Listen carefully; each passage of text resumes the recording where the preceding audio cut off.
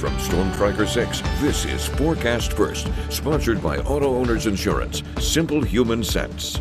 We saw a pretty nice day out there with temperatures into the 60s. Right now we're looking at 63 degrees in Lansing and Grand Ledge, 66 degrees in Jackson, 67 in Hillsdale. Looking at our quad cams, you can see that those clouds are continuing to move in, and we'll continue to see clouds slowly move in, as well as some rain showers. Although we do have some dry air at the surface, so none of these are making it to the surface just yet. We might have a few scattered showers over the next couple of hours, but again, as we head into the next 12 hours, we're going to continue to see those clouds and even just a little bit of some showers possible. So again, moving into the next 12 hours, mostly cloudy skies, and then even just an isolated shower here or there. Temperatures back into the 50s.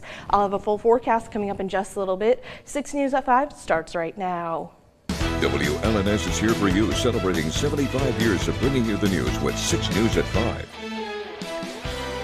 The outlook for the U.S. and global economies this year and next has significantly worsened in the wake of President Donald Trump's tariffs and created much uncertainty.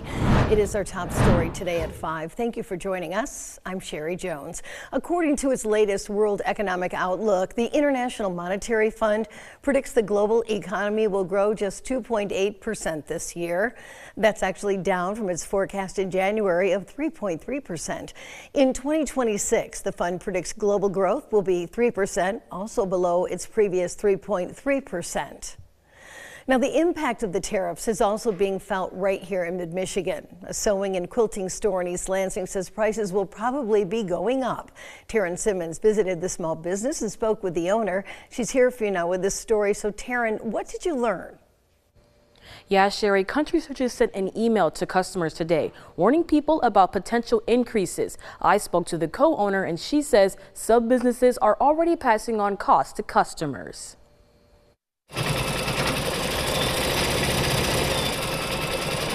So there'll be tariffs on the majority of the sewing machines. It's just really going to increase prices.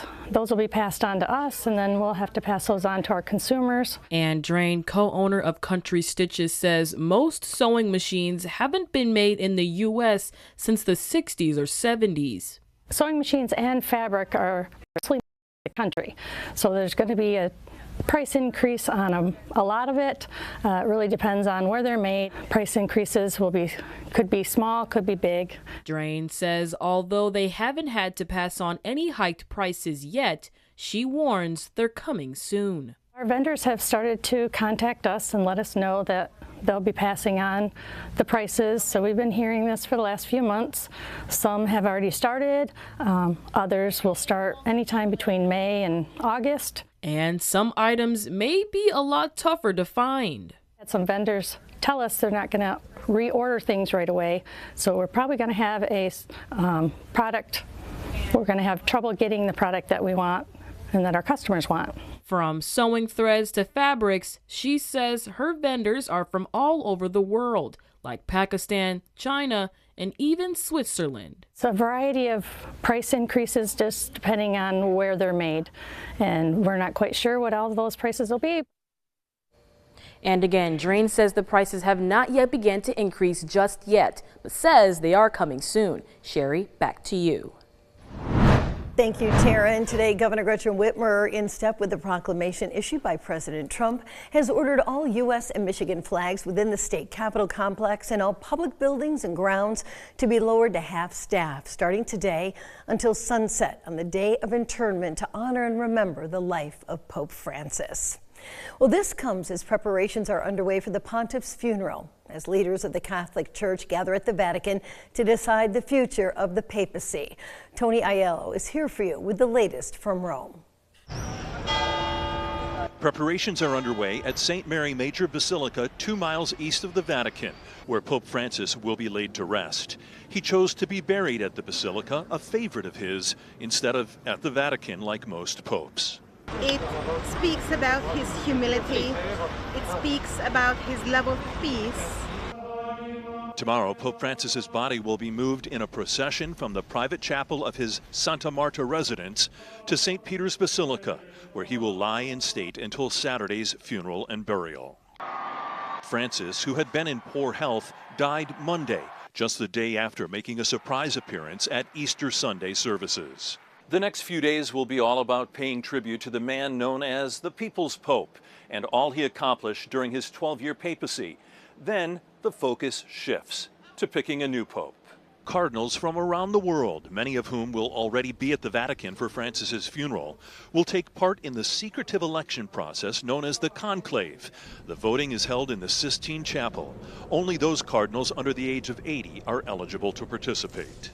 A majority of the cardinals who will be voting are actually Francis appointees, but this doesn't necessarily mean that we're going to end up with someone just like Francis. There's a lot of politicking behind the scenes. A two-thirds majority is needed to elect the next pope. Tony Aiello, CBS News, Rome. The Michigan Scholars Program that's affiliated with Michigan State University will be getting more money. The Michigan Strategic Fund Board has approved increasing the grant from $500,000 to $1 million. They will also extend the agreement for 1 year until December 31st, 2026. The idea is to attract and retain top talent for the state's industries, increase educational opportunities to diversify that talent, and deepen collaboration between higher education partners and employers. Now, in the meantime, the Education Department says starting May 5th, it will begin collecting payments for student loans that are in default. According to the department, more than 5 million borrowers are in default, and 4 million could be added in the same position in just a few months. For those who are behind on their payments, that could mean wage garnishment or money withheld from tax refunds and even Social Security benefits.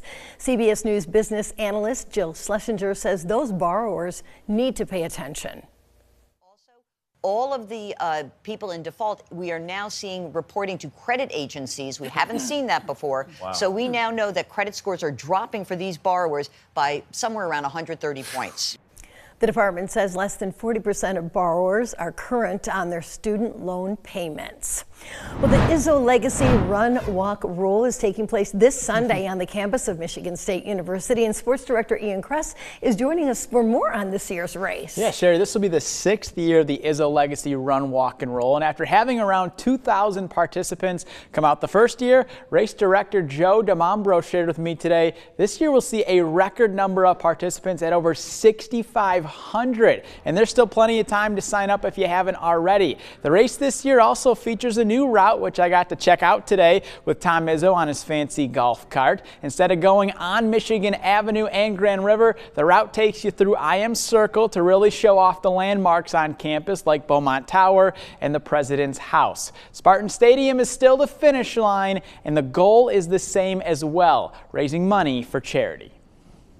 All these funds that are raised are going directly back into this community, raising well-needed dollars and awareness for deserving charities. So there's 9 different charity partners this year that we're raising funds for. Over 1,000 individual donors that have donated as part of registration. So it really is a celebration of this community, which is why I think so many people, whether you're a lifelong runner or doing your first ever 5K, there's a place for you on that start line. Sometimes just a little money helps some of these places, and they're all deserving of it. They're all people that, have gone through hard times, and some of these agencies have done such an incredible job of helping ones that are less fortunate than me and you. And we'll have our full journey around campus with Tom Izzo tomorrow. As we mentioned, there is still time to register and donate at izzolegacy.com. From Storm Tracker 6, this is Weather First, sponsored by Auto Owners Insurance. Simple human sense. Well, it looked like a nice day for a ride with Tom Izzo out there. We're going to continue to see those clouds slowly start to move in, and then we do have a few chances for some showers and storms over the next couple of days. Nothing too severe to worry about, just the occasional non-severe thunderstorm here or there, and it's just going to be hit or miss. Again, we're going to see those beautiful conditions right now, green grass and the sky having a little bit more clouds in it. Temperatures, though, across the area are into the 60s after a high of about 63 degrees and a low low of about 39 degrees. As we're seeing those clouds slowly start to move in, we're also seeing some very calm winds. Compared to yesterday, our cameras aren't shaking a whole lot. We're seeing 65 degrees even over into Grand Ledge. We're looking at temperatures into the 60s right now, even into Jackson, 66 degrees after a low of 38 degrees and a max wind of about 17 miles per hour, which is a very big decrease compared to where we were yesterday. 66 degrees right now down in Hillsdale, 67-degree high and a low of 41 degrees. Satellite radar showing those clouds moving in, and it looks like it should be raining in places across mid-Michigan, but we still have a layer of some dry air at the surface that's keeping us dry, and in fact we're going to continue to stay dry for the next couple of hours. Then this warm front will be moving in. We do have the slight chance for some showers later tonight into tomorrow, and then again into Wednesday and Thursday. So again, we do have a little bit of some severe weather, not big severe weather, just the chance for an isolated thunderstorm here or there for Tuesday. Again, quieter on Wednesday, but then as we head into Thursday, we are just in that 0 out of 5 risk for some thunderstorms, which just means hit or miss showers and thunderstorms, mainly like those pop-up thunderstorms we get into the summer. We're going to continue to see quiet conditions in the forecast for tonight. Around 10 o'clock, we'll see mostly cloudy skies moving in. There's the chance for some showers and thunderstorms moving into tonight and even into tomorrow. But as we head into Wednesday and Thursday, there's another chance right around Wednesday night that we have the chance for a pop-up thunderstorm. Now, as we head into Thursday, we'll continue to see quiet conditions and some sunshine and clouds mixed. But for tonight, temperatures are going to stay right around 49 degrees with a few showers and those clouds. Those clouds are going to keep the heat in from today, so we're not going to fall into the 30s. We're just going to stay into the 40s for tonight. Heading into tomorrow, we'll see temperatures back into the 50s and 60s and even into the 70s, so a very warm day up ahead. And we're going to continue to see these warm temperatures in the forecast as we head into the next couple of days. We could see 80 degrees on Thursday, but as we head into the weekend, we'll cool down just a little bit. But for the run, walk, roll, it looks like we're going to see partly cloudy skies with temperatures into the 60s, which I think is pretty good for one of these events. And then for the week after next, we'll continue to see temperatures into the 70s and yes, even into the 80s with a few showers and storms moving through each and every day. It was so nice to wake up this morning and see that bright sunshine, honestly, clear blue skies. It was so refreshing, especially after that cooler day that we had yesterday. I mean, it felt amazing outside. It sure did. More to come. Thanks, Kelsey. Coming up on 6 News.